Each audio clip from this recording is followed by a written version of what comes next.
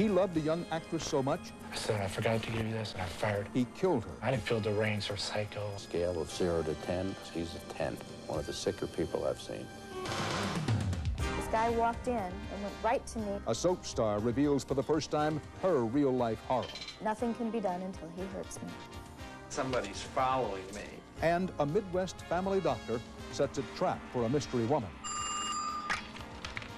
Hello? Stalker. You don't have to be famous to meet one. It was an obsession, I do realize that, you know, and I just couldn't let go, you know.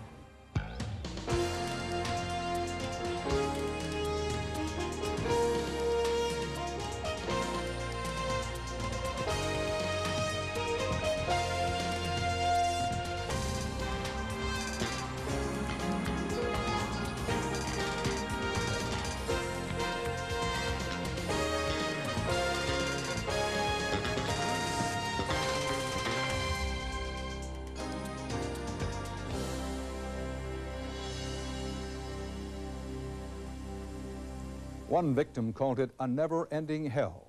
You receive letters and phone calls. You are followed wherever you go. No peace, no privacy. A life in fear of what could happen. While attacks are rare, a study prepared for the Justice Department says they are on the increase.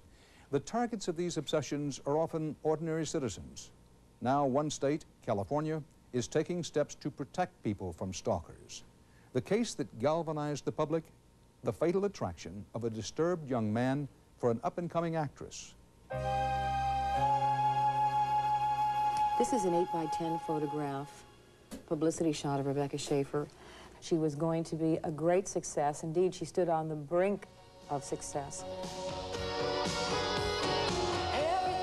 She was going to be quite a star, or so it appeared at the time that she was murdered. And it was a brutal and hideous act. It was a murder that shocked Hollywood. Marcia Clark was the prosecutor who put Rebecca Schaeffer's killer where he is now, behind bars. How would you describe Robert Bardo? I would describe him as somewhat mentally disordered, but extremely intelligent, egocentric, supremely selfish, obsessed with fame and notoriety, and a premeditated and cold-blooded murderer. You know, I didn't see myself as a star stalker, and I just saw myself as a supportive fan, you know. Today, 21-year-old Robert Bardo is giving his first television interview. It's a glimpse inside the mind of this obsessed killer. You know, it was an obsession, I do realize that, you know, and I just couldn't let go, you know. You realized it at the time that it was an obsession? I realized it was an obsession, but I didn't realize it was going to be very destructive, you know. I didn't realize, you know, I didn't think I'd actually meet her and actually be responsible for her death. And I noticed her, and she was a pretty girl, you know, very spunky, you know, and she seemed about my age, and also I just fell for her right then. Fasten your seatbelts. I finally have my certificate of completion. Bardo found his obsession on television in 1986. How am I going to get any better if no one will take me out to practice? When Rebecca Schaeffer made her national debut on the CBS sitcom My Sister Sam. She's just the right person at the right time in my life, you know, at that time that she came in. Thanks, Jack. And I promise I'll get you back in one piece. So I'll see you. I really didn't have anything else in my life, you know, to look forward to. I was kind of depressed, you know. And, On a scale of 0 to 10, among schizophrenics, he's a 10. One of the sicker people I've seen. Dr. John Stahlberg was the first psychiatrist to interview Bardo after the murder. In his teenage years, he was non-functional, hallucinating, developing obsession with school teachers, and required 2 hospitalizations because of his mental disorder. Bardo's attorney, Stephen Galendo. The state tried to give him some psychiatric care, but the family pulled him out and prevented him from doing that. So unfortunately, he is a victim of some neglect. With Rebecca Schaeffer, he found an obsession. She was the answer to his lonely, depressed, miserable life. she was basically the girl next door as far as I was concerned. Over 3 years, Bardo made countless phone calls to Rebecca's agents and studio. He wrote Rebecca dozens of letters, and still he was not considered a threat. I wrote to her that how great I thought she was. I wrote lyrics to the song from the Beatles, Help, and she wrote me back. She wrote, Robert dash, your letter was the nicest and most real letter I ever received, in Shenderline real. She wrote, please take care, and wrote a heart sign symbol. And when I received that, I was like, very happy to receive that, you know. What mistakes were made? Gavin DeBecker, a security expert for Hollywood stars. Well, I think the most tragic mistakes that were made here had to do with encouraging a relationship through responding in a personalized way to someone's letter from a stranger. DeBecker helped the prosecution convict Bardo. In all of his life, Robert Bardo had received no positive response from women. He had never dated, he had never kissed a woman other than his mother. And in all of his life, the only woman who ever responded to him with any warmth or intimacy or interest was Rebecca Schaefer. You know, I just decided to save up my money and try to keep visiting her in L.A. On his first trip to Los Angeles, Bardo came to this Warner Brothers lot where Rebecca Schaefer was taping her TV series, My Sister Sam. He got as far as this security checkpoint, and the head of Warner Brothers Studio Protection, Jack Ager. He had a 5.5-foot teddy bear with him and a great big bouquet of flowers, almost as big as the teddy bear. But as you looked at him, did he look sick?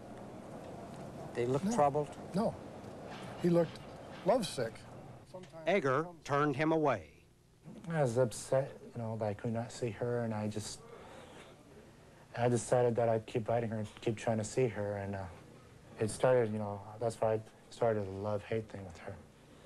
I love her and I adore her, and then at times I just hated her for not seeing me, and I think she'd be, you know, arrogant, you know. He returned a few months later, this time with a knife.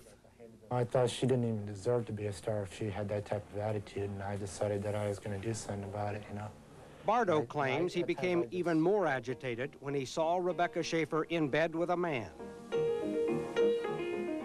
Even though it was only in the movie, scenes from a class struggle in Beverly Hills. She's covered up and he's naked next to her. I just thought that was going too far for her, you know. Was it jealousy when you saw that? A little bit, yeah, I'd say so. This is another thing that was seized from the attic crawl space. This was his, what I call the list for his assassin's kit. So he carried the gun and the bullets. He bought special bullets. On July 18th, 1989, Robert Bardo arrived here in this Los Angeles neighborhood. He had paid a private detective $250 to help him locate Rebecca Schaefer. Her address was found in the California driver's license records. Bardo rang the intercom buzzer to her apartment. He expected to hear Rebecca's voice, but to his surprise, she came to the door. You know, and it's, and, after spending nearly 3 years trying to meet her, I mean, there she is right there, you know. I said, I'm a fan of yours. And, she's just staring at me, you know, wondering who the heck I am, you know. And I left. Yeah. I thought it was a pleasant visit. I was just happy. I was like sad that I met her, you know. But minutes later, he returned, rang the intercom buzzer again, and according to prosecutor Marcia Clark, he then jumped back and hid behind the bushes. I figured I could speak to her anytime I wanted to, you know. And I didn't feel I didn't feel deranged or psycho or a nutcase. I thought I was perfectly normal. I thought I was happy meeting my favorite celebrity, you know. He stood behind this bush, watched her come down the hallway. Yeah, I see her again. She's coming towards the door. Her hair's wet. Waited for her to open the door, come out onto the porch, grabbed her by the arm. He did not intend to kill her. He did not intend to harm her. Perceived that she was, in his term, arrogant, mean, and belligerent, and a whole host of other things, he then snapped. The last thing she did, she just looked down and looked at me, and then with this arm, with the gun in a bag, I said, I forgot to give you this, and I fired one shot into her chest. She starts screaming like she's sobbing. Why? Why? You know? And I'm like sitting there, oh my God, I've killed her, oh my God. You know, I'm like totally freaking out, you know? And I take the gun to my head trying to figure out, you know, I thought, oh my God, I can't, oh no, she's, you know, I'm totally panicking, I killed someone, so I'm trying to kill myself, and the gun's still in the bag, you know, I thought I could do it, you know, and all this is happening so quickly, you know, and totally freaking out, and she, you know, and Bardo was arrested back home in Tucson and later returned to California. In October of last year, he was convicted of first-degree murder. This man was as in love with the notion of assassination as he was with his notion of fame. I didn't kill her for fame or anything like that. I know I wanted her to care about me because I cared a great deal about her, you know. And I do realize I should be punished. I can understand that. I know there's a lot of people who hate me for what I've done, and, you know, and I think I'm crazy, lunatic, and all. Later, Bardo will hear that punishment, but not before he also hears about the pain of the other victims, Rebecca Schaefer's family. I'm Rebecca's mother.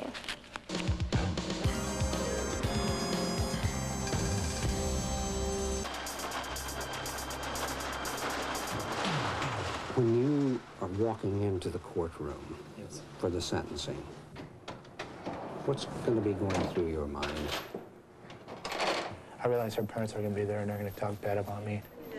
This is it. This is it. It's going to be all over. I realize her pain, you know. I realize that I've taken a life. I believe I should pay for it, you know.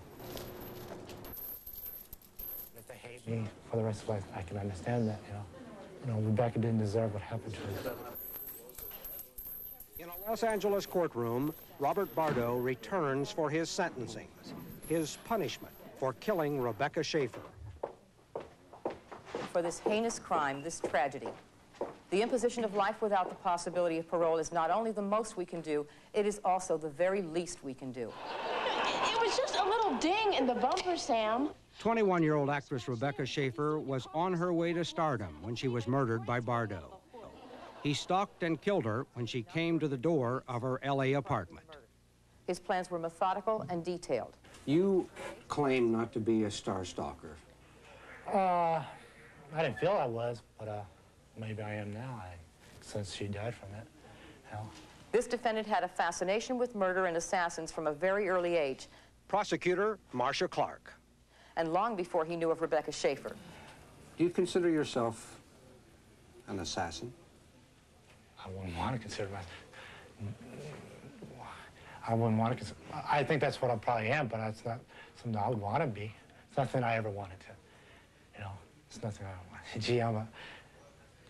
Something that I would want to boast about. Just relax. Bardo's attorney, Stephen Galendo. Robert is not the sophisticated, cold-blooded killer that the district attorney is trying to establish that he is. Thank you, Mr. Galendo. Your Honor, Mrs. Banna Schaefer. Rebecca's family and friends are here today to make sure the court puts Bardo behind bars forever. I'm Rebecca's mother.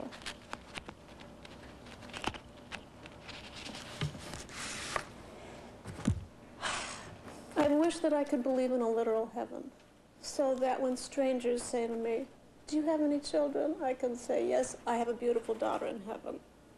Because that way, I could place her. But because I don't believe that, all I have is this absence of her.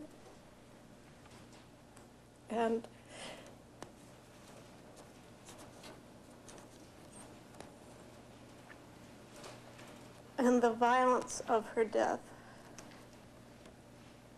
makes that even more unbearable.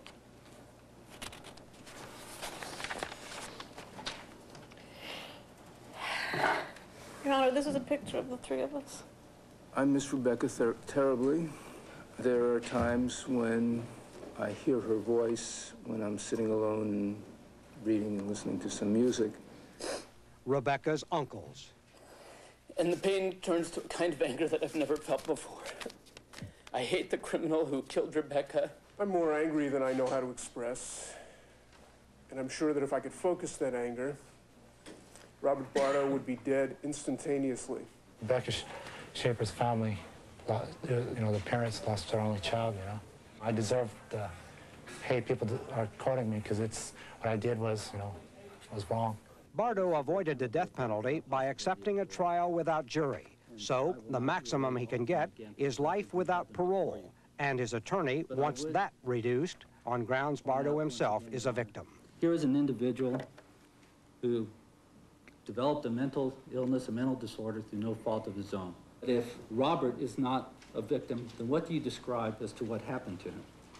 His cries for help that remained unanswered? To call this defendant a victim, Your Honor, is to sully the word. Frankly, I think it's a grotesque disfigurement of the meaning that we all attribute to that term.